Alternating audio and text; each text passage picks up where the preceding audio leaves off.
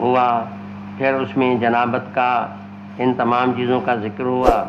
تو جنابت جس طرح موجب غسل ہے اس طرح حیض یہ بھی موجب غسل ہے۔ عورت کی ماہواری کے ایام جب پورے ہوتے ہیں اور دن گزر جاتے ہیں تو انقطاع ایام کے بعد عورت پر نہانا فرض ہو جاتا ہے،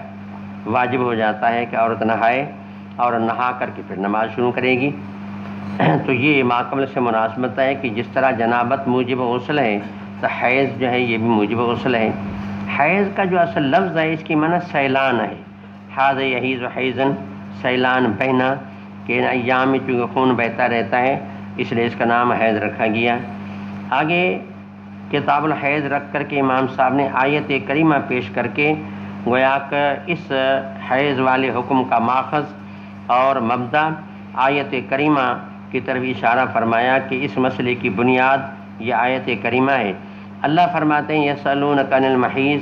اے محمد کریم صلی اللہ علیہ وسلم آپ سے حیض کے بارے میں سوال کرتے ہیں، قل هو اذی، آپ ان کو بتائیں یہ ایک گندگی ہے، ناپاکی ہے، فاعتزلوا النساء فی المحیض، حالت حیض میں عورتوں سے بالکل کنارہ ہو جاؤ، اور ولا تقربوہن حتی یطہرن، پاک ہونے تک قریب بھی نہ جاؤ، فاذا تطہرن، پاکی ہو جائے، فاتوہن من حیث امرکم اللہ، جس طریقے سے اللہ نے آپ کو حکم دیا ہے اس طریقے سے تم ان کے پاس بلی اتیان کرو، وہ آپ کا اہل اجازت ہے۔ اور آگے فرمایا ان اللہ یحب التوابین و یحب المتطہرین، کہ اگر ایسی غلطی کبھی کسی وقت ہو گئی ہے توبہ کرو، اللہ تعالیٰ توبہ کو بہت پسند کرتے ہیں،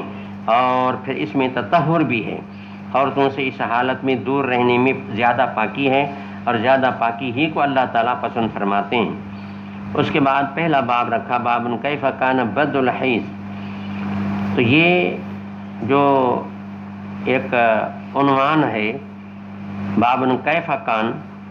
تو ایسے بہت سارے عنوان صحیح بخاری میں ہیں۔ تو حضرت شیخ الحدیث رحمہ اللہ فرماتے ہیں میں نے تمام ان یعنی بابوں میں غور کیا ہے کہ امام یہ باب جو رکھتا ہے، جیسے شروعات میں بابون کیف کان بدء الوحی الی رسول اللہ صلی اللہ علیہ وسلم، پھر یہاں آ گیا بابن کیف کان بدء الحیض، اس سے پہلے بھی آیا ہے، صحیح بخاری میں یہ تیسرا مقام ہے۔ تو فرماتے ہیں جہاں یہ لفظ آتا ہے میں نے کافی غور کیا ہے تو مجھے سمجھ میں یہ آیا بابن کیف کان کا لفظ امام بخاری لا کر کے اشارہ کرتے ہیں اختلاف العلماء کی طرف یا اختلاف الروایات کی جانب۔ تو یہ امام کی عادت ہے کہ یہ عنوان اختیار کر کے اشارہ کرتے ہیں کہ اس مسئلے میں علماء کا اختلاف ہے یا اس میں روایات کا اختلاف ہے، تو اصل مقصد یہ ہے۔ اور پھر جب یہ بات ہے تو پھر یہاں بھی باب وہی رکھا کہ بابن کیف کان بدء الحیض، تو امام نے بتا دیا کہ یہاں بھی بدایت حیض میں اختلاف ہے، روایتوں کا اختلاف ملتا ہے، وہ یہ ہے کہ یہ عورت میں جو حیض کا سلسلہ کب سے شروع ہوا۔ تو اس میں فرمایا حدیث سے تو ایک بات سمجھ میں یہ آتی ہے کہ یہ فطری امر ہے اور ہماری امی حوا سے اس کی شروعات ہے، اور اس طرح یہ معاملہ چلتا رہا اور یہ دنیا کی آخری عورت تک چلتا رہے گا۔ تو بہرحال یہ اس کی بدایت ہے،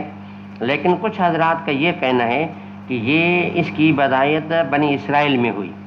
بدایت بنی اسرائیل میں ہوئی، کہ پہلے معاملہ یہ نہیں تھا۔ بنی اسرائیل میں چونکہ بہت ساری غلطیاں، خدا کی نعمتوں کی ناشکریاں بہت ساری تھیں، تو ان غلطیوں کے نتیجے میں کافی سختیاں ان کے ساتھ ہوئیں، تو عجب نہیں یہ بھی اسی کسی غلطی کے نتیجے میں ان کے عورتوں میں یہ سلسلہ چل پڑا، تو پھر وہی سزا ہم بھی بھگت رہے ہیں، یہ دوسرا خیال ہے۔ لیکن اب اس میں جو دو باتیں ہیں، اب اس میں طریقہ یا تو ترجیح کا ہے یا طریقہ تطبیق کا ہے۔ حضرت قطب گنگوہی رحم اللہ یہ فرماتے ہیں کہ میرے خیال میں تطبیق یوں ہے کہ معنی نفس حیض تو بی بی حوا سے شروع ہے،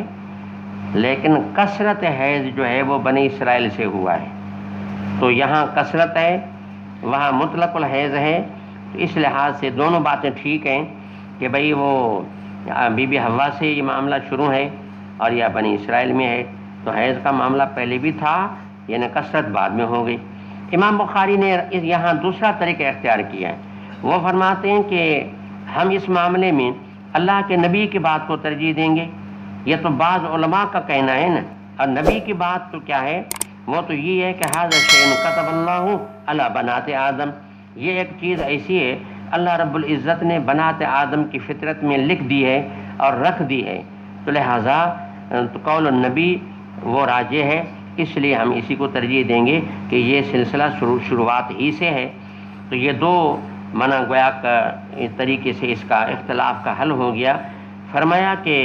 وقول النبی صلی اللہ علیہ وسلم ھذا شیء کتب اللہ علی بنات آدم، امام نے پہلے بات یہ لائی. دراصل یہ ایک حدیث کا ٹکڑا ہے جس کو امام نے اٹھا کر کے ترجمہ الباب کا ایک جز بنا دیا کہ یہ فطری امر ہے، لیکن آگے پھر فرماتے وقال بعضوں کا یہ کہنے کانا اول ما ارسل الحیض علی بنی اسرائیل، اس کا ارسال جو ہوا بنی اسرائیل کے اوپر ہوا، تو اس میں دوسری بات بھی سامنے آ رہی ہے. تو امام کیف کان کا لفظ لا کر کے گویا اس اختلاف کی جانب کیا فرمایا، اشارہ فرمایا. آگے امام بخاری خود ہی یہاں اختلاف کے بعد ترجیح کا راستہ اختیار کرتے ہیں. قال ابو عبداللہ وحدیث النبی صلی اللہ علیہ وسلم اکثر، نبی کی بات جو ہے وہ اکثر بھی ہے اشمل بھی ہے، تو لہٰذا اس کو ترجیح ہے. جی اونچا. وبه قال حدثنا علي بن عبد الله قال حدثنا سفيان قال سمعت عبد الرحمن بن القاسم قال سمعت القاسم يقول سمعت عائشة رضي الله تعالى عنها وعنهم تقول خرجنا لا نرى إلا الحج فلما كنا بالسنف وجدت فدخل علي رسول الله صلى الله عليه وسلم وأنا أبكي فقال ما لك أنفست قلت نعم قال إن هذا أمر كتبه الله على بنات آدم فاقضي ما يقضي الحاج غير ألا تدخل. تو یہ وہی بات ہے کہ اس روایت میں ہے کہ ھذا امر کتبہ اللہ علی بنات آدم، ترجمے کا جو جز ہے پہلا وہ اسی سے ثابت ہو رہا ہے، بلکہ اسی جملے کو اٹھا کے ترجمے میں رکھ دیا. آگے فرمایا فقضی ما یقضی الحاج غیر اللہ تطوفی بالبیتی. تو یہ معنی یہ ما قبل سے استثناء ہے. تو اب یہ کہ جو کہ سفر حج کا تھا تو نبی کریم صلی اللہ علیہ وسلم عائشہ صدیقہ کو فرمانے لگے کہ رونے کا کیا معاملہ ہے، پریشانی کی ضرورت نہیں ہے. فقضی ما یقضی الحاج، جتنے کام حاجی کرتا ہے تو کرتی رہ، غیر اللہ تطوفی بالبیت، صرف یہ بات ہے کہ بیت اللہ کا طواف نہیں کرنا. تو یہ غیر استثناء کے لیے ہے. تو یہ حقیقت میں اس کی استثناء جو ہے وہ ہے یعنی ما قبل کی جملے کے مفہوم سے،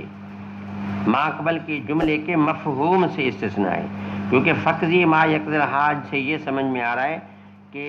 لا فرق